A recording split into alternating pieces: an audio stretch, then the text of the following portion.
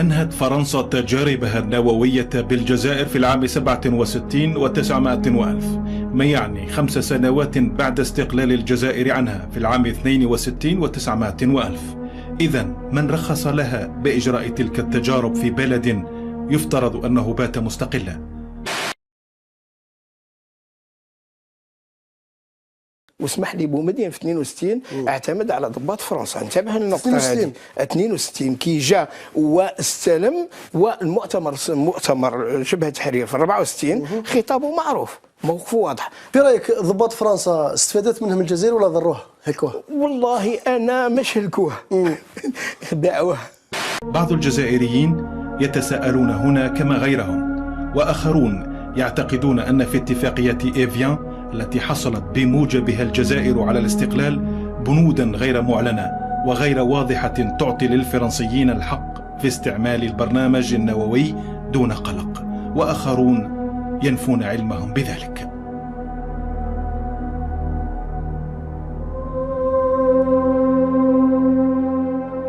وهذا من الأسئلة اللي طرحناها على الحكومة الجزائرية.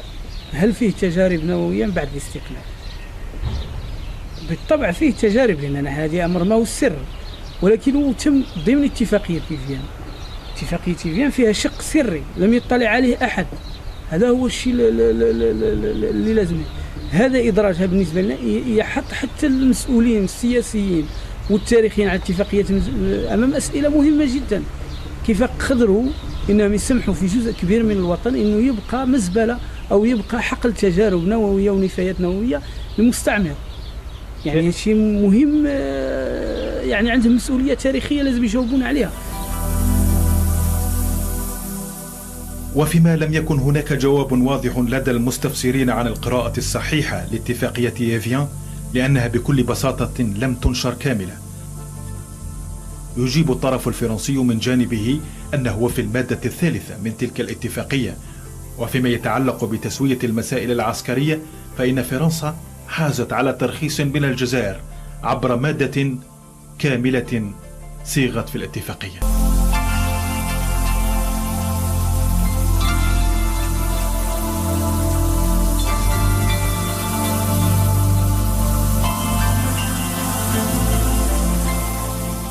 ذكر